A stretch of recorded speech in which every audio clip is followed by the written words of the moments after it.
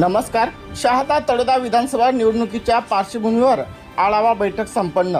शहादा तळोदा मतदारसंघात येत्या काही दिवसात निवडणुकीची रणधुमाळी सुरू होणार असून निवडणूक अधिकारी, उपविभागीय अधिकारी सुभाष दळवी व सहाय्यक निवडणूक अधिकारी तहसीलदार दीपक गिरासे यांनी तलाठी, मंडळ अधिकारी, गट विकास अधिकारी, विस्तार अधिकारी, गट शिक्षण अधिकारी यांची बैठक घेऊन विधानसभा निवडणुकीसंदर्भात कामकाजाची सखोल अशी माहिती यावेळी देण्यात आली.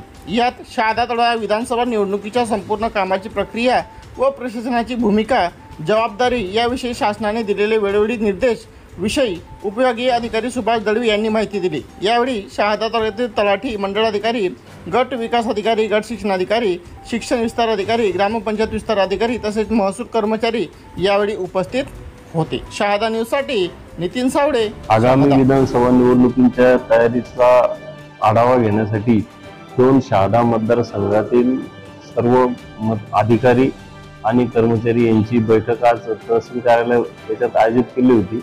या बैठकीत सहाय्यक निवडणूक निर्णय अधिकारी, तहसीलदार तसेच गटविकास अधिकारी, नायब तहसीलदार आणि इतर विभागांचे सर्व अधिकारी उपस्थित होते.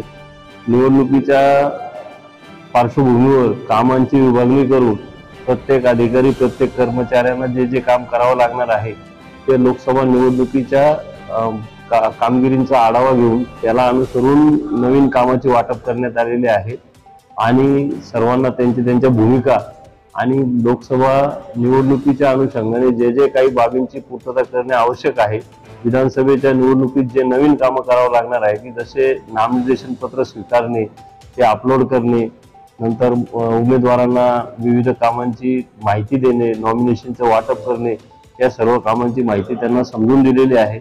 मतदान केंद्रांच्या ठिकाणी ज्या आवश्यक सुविधा आहेत त्या सुविधांचा आढावा घेऊन ज्या सुविधा तयार कराव्या लागतील किंवा सुस्थितीत आणाव्या लागतील त्याबाबतही त्यांना माहिती देण्यात आलेली आहे.